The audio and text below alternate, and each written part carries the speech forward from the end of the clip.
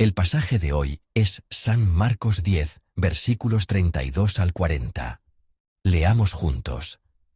Iban por el camino subiendo a Jerusalén, y Jesús iba delante, y ellos se asombraron, y le seguían con miedo. Entonces, volviendo a tomar a los 12 aparte, les comenzó a decir las cosas que le habían de acontecer. He aquí subimos a Jerusalén, y el Hijo del Hombre será entregado a los principales sacerdotes y a los escribas, y le condenarán a muerte, y le entregarán a los gentiles.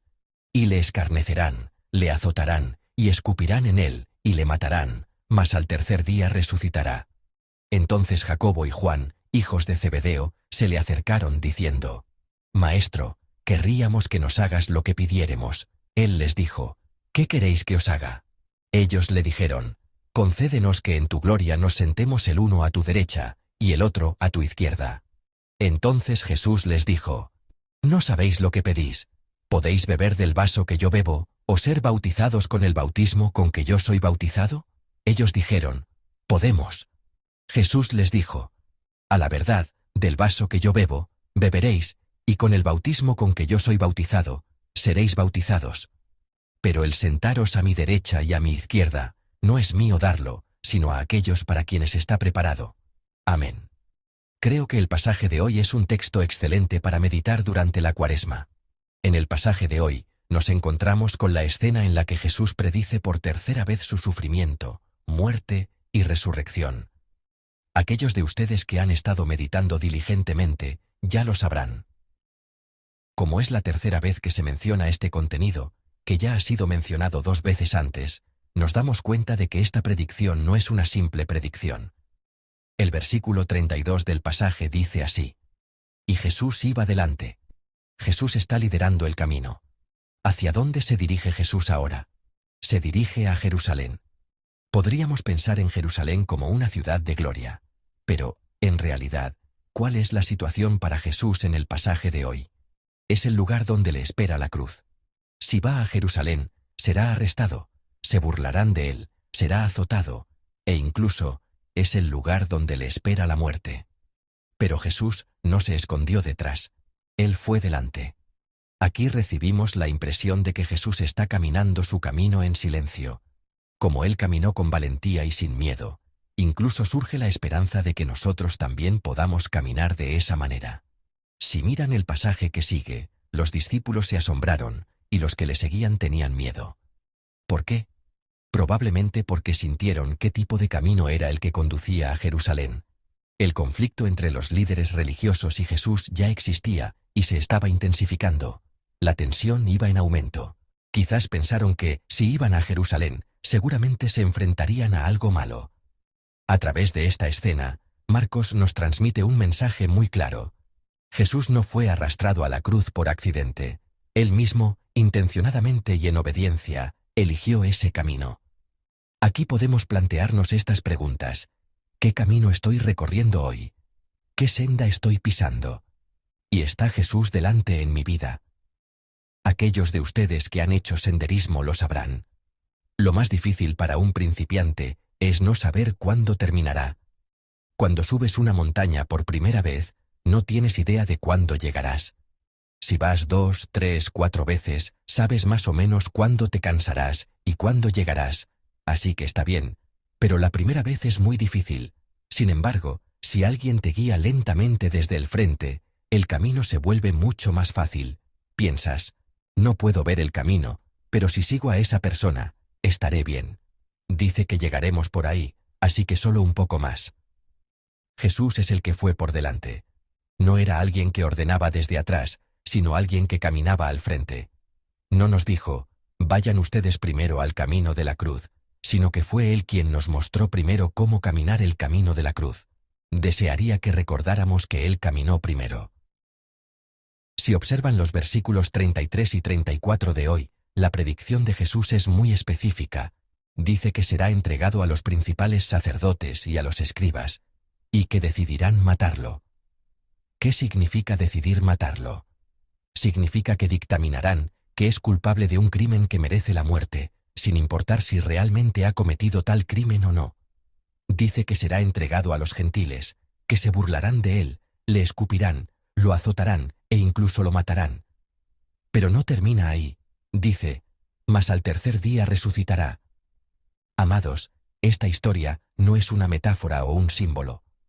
Está hablando de un evento histórico real.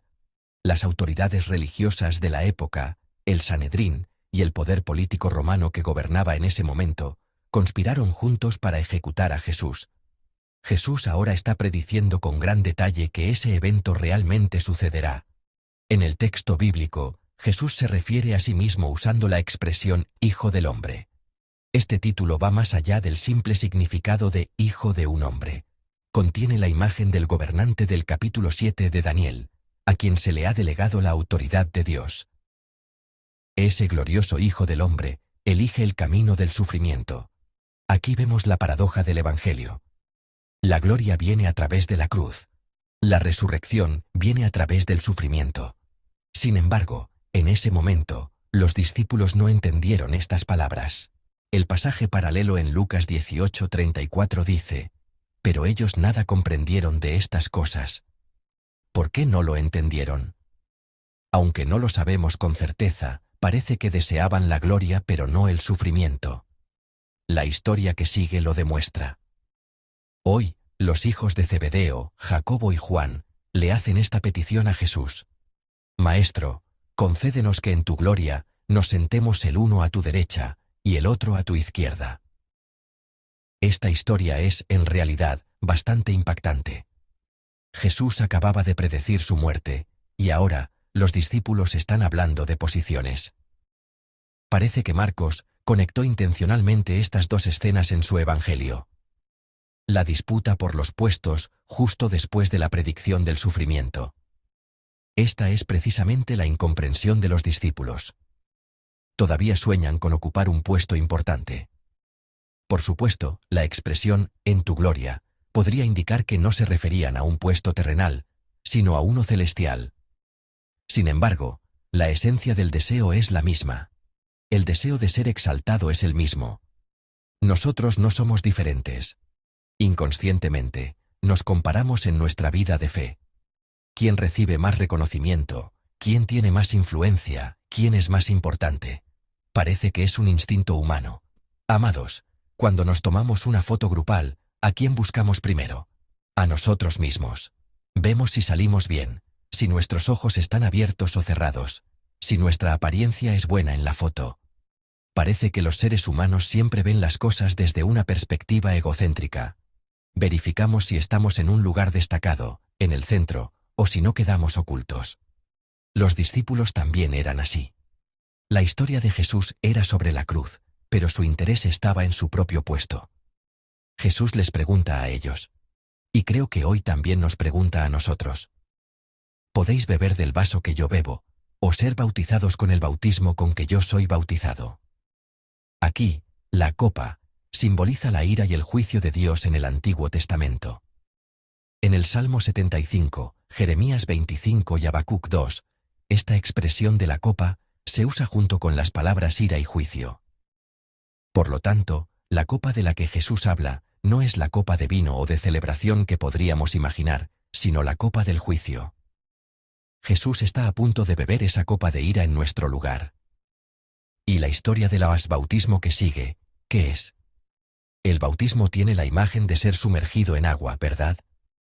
Es ser completamente sumergido en el sufrimiento, en otras palabras, es la muerte. Él les está preguntando. ¿Pueden ustedes morir? ¿Pueden recibir la copa de la ira, la copa del juicio?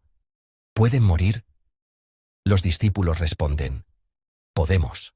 No entienden lo que están diciendo. Es como si a la pregunta, ¿puedes morir?, respondieran, sí, podemos. ¿Realmente fue así con los discípulos? Sabemos que no.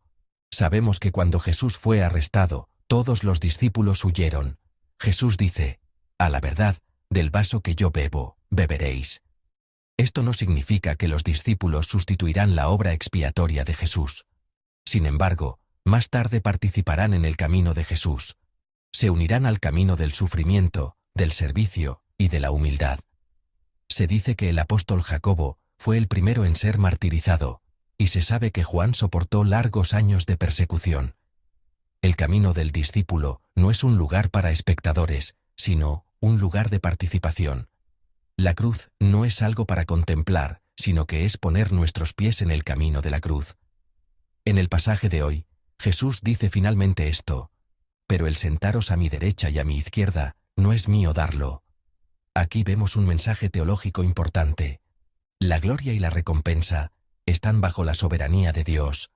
No necesitamos calcular nuestra posición. Si creemos que Dios es justo, no necesitamos vivir codiciando puestos. Nuestra parte es una sola. ¿Cuál es? Es vivir fielmente en el lugar que se nos ha dado hoy. Vivir con lealtad. Amados hermanos y hermanas, ¿qué tipo de día debemos vivir hoy?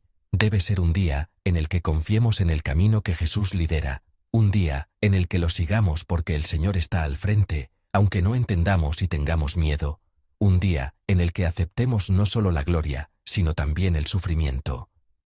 Un día en que elijamos el camino de la obediencia, aunque parezca una pérdida, un día en que elijamos el servicio sobre la posición, un día en que nos regocijemos en ser fieles más que en ser reconocidos.